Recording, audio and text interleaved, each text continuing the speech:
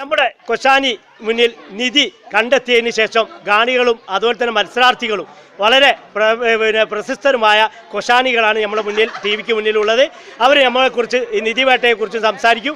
ആദ്യമായി നമുക്ക് ഓരോരുത്തരെയും പരിചയപ്പെടാം. ഇതാ നമ്മുടെ മുത്ത് എന്നറിയപ്പെടുന്ന സൗദിയിൽ നിന്ന് വന്ന ആദം നമ്മളോടൊപ്പമുണ്ട്. നാസർ, എന്താണ് ഈ നിധി വേട്ടയെക്കുറിച്ചുള്ളത്? കൊശാനിയുടെ സംഗമത്തിൽ നടന്ന ഏറ്റവും അട്രാക്റ്റീവ് ആയിട്ടുള്ള സന്തോഷകരമായ എല്ലാവരും ഒരുമിച്ച് പങ്കെടുത്ത ഈ ട്രഷർ ഹണ്ട് നിധിവേട്ട ഏറ്റവും ഭംഗിയുള്ളതും സന്തോഷകരമായതും അതുപോലെ നമുക്ക് മറ്റൊരു നിധി ഇന്ന് ലഭിച്ചതും ഇതാ നമ്മുടെ സൗദിയിൽ നിന്ന് എത്തിപ്പെട്ട ആദം. ഓക്കെ, സക്കീർ, നിധിവേട്ടയെ കുറിച്ച് താങ്കൾക്ക് പറയാൻ പറ്റുന്ന നല്ല പരിപാടി തന്നെയാണിത്. കാരണം ഇത്രയും കാലമായിട്ട് നല്ലൊരു പരിപാടി ബുദ്ധി പരിശീലിക്കുന്ന ഒരു നല്ല പരിപാടിയായിരുന്നു. കൊശാനിയുടെ തെക്കേപ്പുറം മൊത്തത്തിൽ ഒന്ന് ഇളക്കി. മൊത്തത്തില് ഇത് പങ്കെടുക്കാൻ കഴിഞ്ഞത് വളരെയധികം സന്തോഷമുണ്ട്. വേണ്ടി വന്നതാണ്.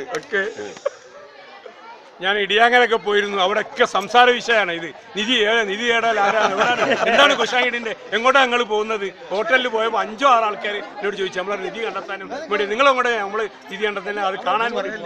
അപ്പോൾ വളരെ സന്തോഷമുണ്ട്. കാരണം നമ്മളെ തെക്കേപ്പുറത്ത് ഇങ്ങനെ ഒരു സംഭവമായ ഒരു എന്തെങ്കിലും നടക്കുന്നുണ്ട്. കൊശാനിയുടെ അതിന് അഭിമാനിക്കാം. ഈ നിധിവേട്ടയുടെ സ്പോൺസർ താങ്കളാണല്ലോ. താങ്കൾ ഈ 5 പേർക്ക് ഫസ്റ്റ് കിട്ടിയതും കൂടാതെ 4 പ്രോത്സാഹന സമ്മാനവും താങ്കൾ അത് ഗംഭീരമാക്കുമെന്ന് എല്ലാവരും പ്രതീക്ഷിക്കുന്നു. തീർച്ചയായും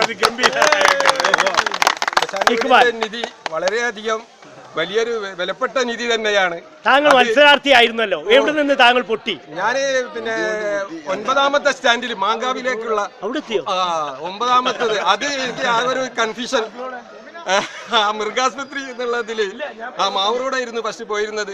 പിന്നീടാണ് കുറെ സമയം അവിടെ വേസ്റ്റ് ആയി പോയി. അല്ലാന്നുണ്ടെങ്കിൽ ഒരു ഫസ്റ്റ് തന്നെ എനിക്ക് കിട്ടായിരുന്നു.